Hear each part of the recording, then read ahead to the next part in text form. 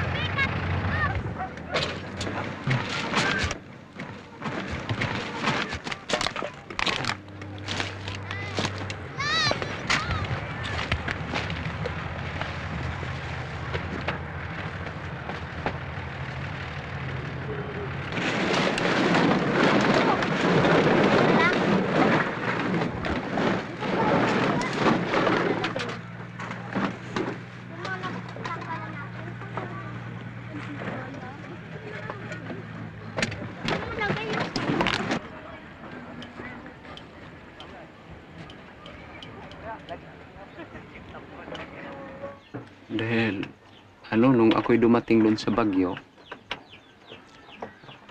para yung walang stock, walang walang trabaho, sa siyap.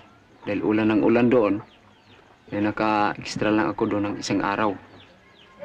Kaya nung Sabado din, dumating ako ng Martes ng hapon, kinabukasan, nag-apply ako. Huwebes pa ako naka-extra ng isang araw lang, extra ako. Tapos yung pagka Sabado ng umaga, umuwi din ako rito. So, Okay, Nay, kumusta na po ang buhay dito?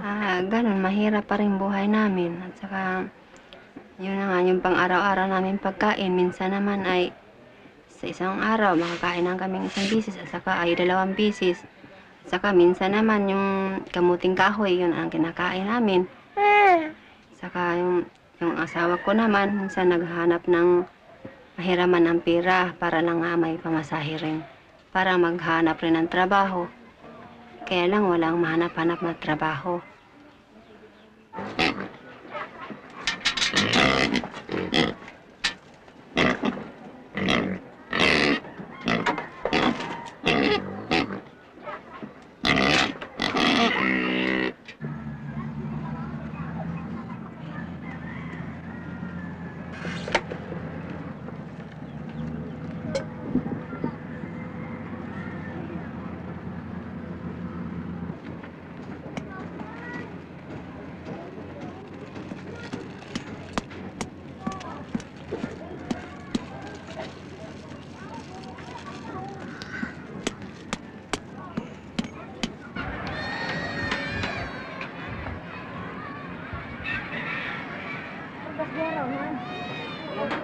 ayaw mo pagpala po ha.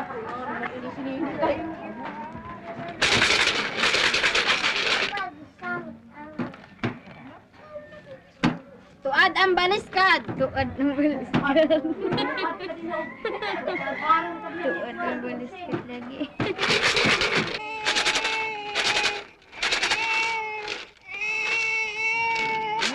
Huwag kang tumingin dyan, huwag kang tumingin. Sabi, 12. Uno! Bitin! 8!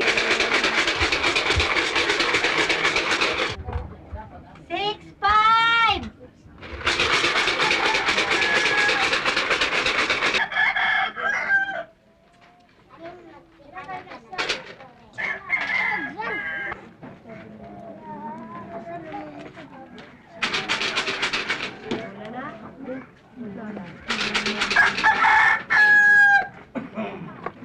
Maricel! Bakit ka umiiyak?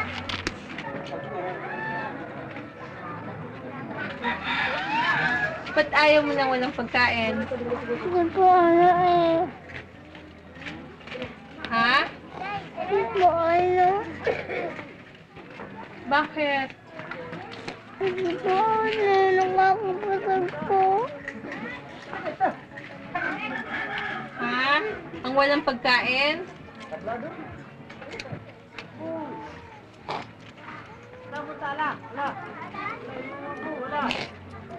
Bakit ka umiiyak? Ha?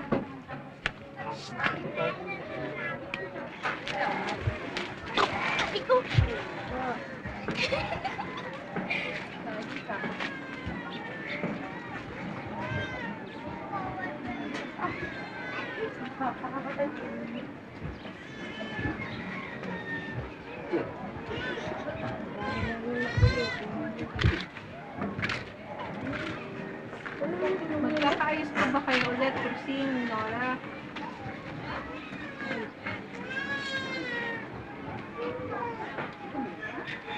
Hanggat hirap kami, mahirap kami, wala akong trabaho. Hindi mo magkakaayos dahil na ang gusto na may trabaho. Ang kaya lang sa pamalasan namin, talagang nandito sa amin lahat. Eh, lahat naman ng trabaho, alam niya eh. Wala lang siyang mapasukang trabaho talaga. Marunong siya ng construction, marunong siya ng kuryente. Marunong siya kung ano-ano dyan, kaya naman niya eh. Kaso wala lang. Kaya ngayon, nagtitiis siya sa tambakan. Eh, si Maricel nga, 2 araw nga yung hindi pumasok, nagtiis siyang makikain lang sa kapitbahay dahil wala nga kami pambiling bigas, walang kung ano-ano. Kaya lumipat siya dyan sa kabilang bahay dahil lagi ko nga inaaway. Eh, katiwiran niya, ano naman daw nga magagawa niya kung walang mapasukan.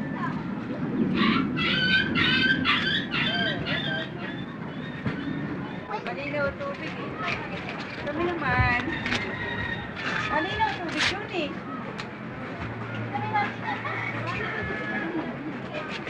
Ano kung ako maputi?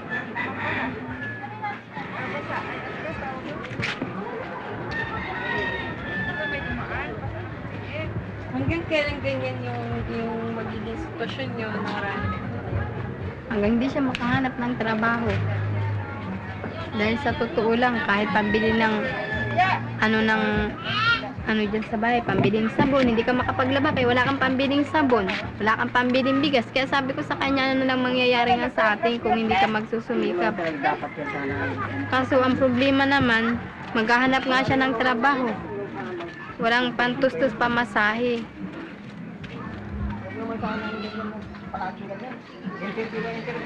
Ay wala man nangyari. Ang sabihin, natatanong ko eh.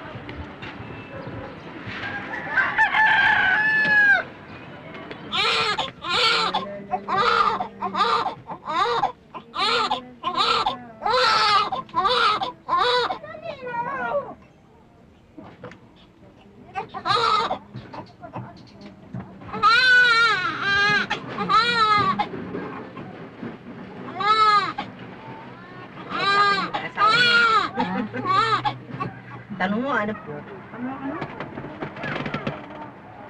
Shirt na yung... Hindi, ipwede ko na yun. Ano? Ano? Pokemon?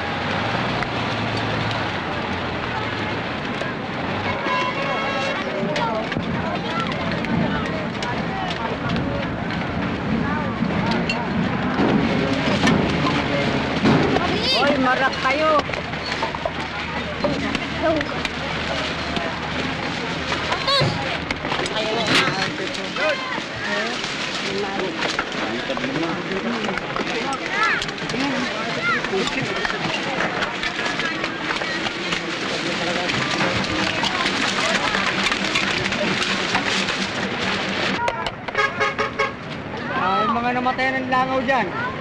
Ha? Ito. Ayan.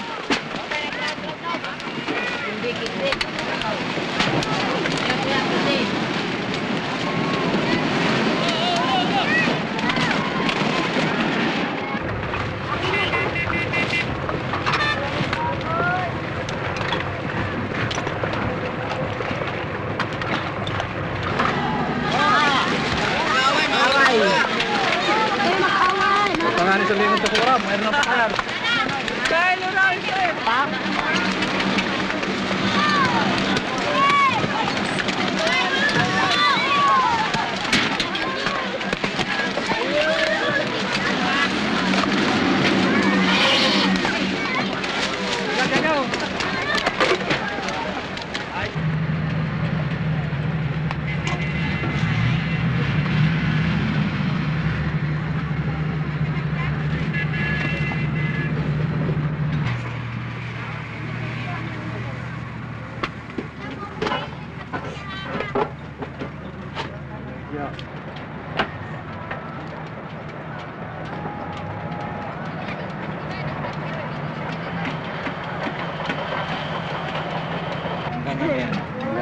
Nahilap niya.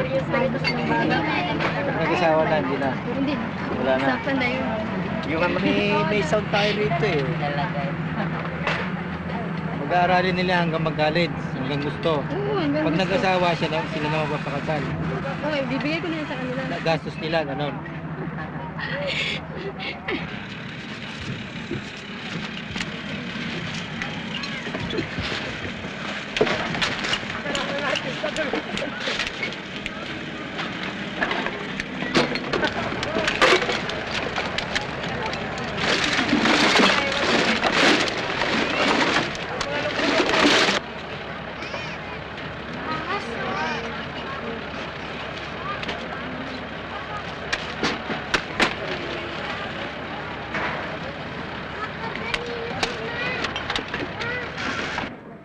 Kung makunan ako na ang mga anak ay gaiyak, pinakanubo kong alis sa bahay alas 2 ng gabi. Uwi ako umaga ng alas 8. Pag uwi ko hindi na ako balik kasi yan nga ang natakutan ko. Akong bang sakit, baga, yan ang natakutan ko kung mainitan ako. Kumikirot ba likod ko? Ano no? Isa pa. Ayaw na. Dali na. Tayo doon. Silipin at sinita kung gising na. Sige na. Sige. Silipin at sinita.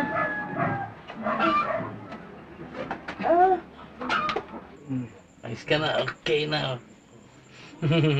Masaya ka, masaya ka itong yung Pasko, masaya ka? Oo, mataya na ako. Bakit masaya ka nung Pasko?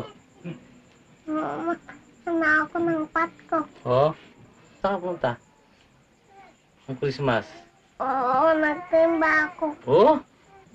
Nagdasal ka ba nung simba? Oo, nagdatal ako. Oh, ano hiningi mo kay Papa Jesus? Oo, kay Papa Tichut.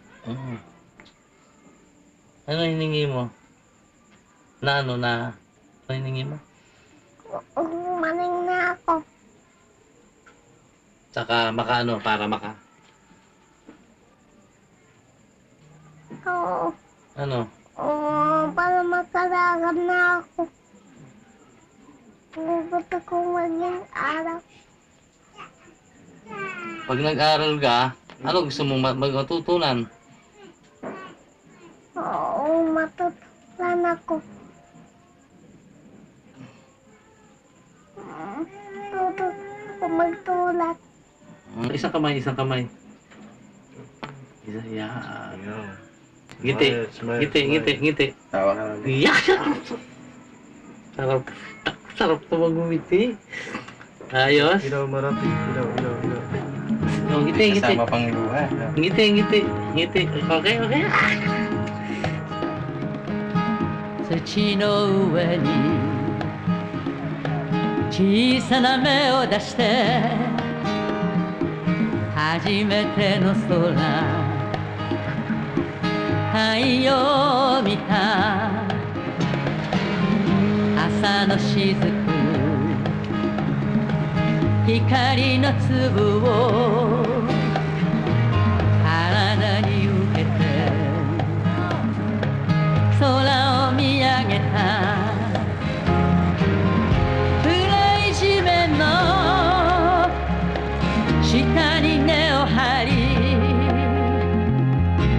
この瞬間を待ち続けた羽を突き破り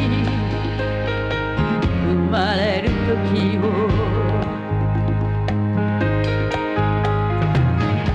雨が降れば水に流され日照りの夏には土は乾いた地面の下の根はひたすら地の底の海に手を伸ばして小さな体を支え続けた Seeds in the breeze growing for the future Seeds in the breeze living for today Seeds in the breeze growing for the future Seeds in the breeze living for today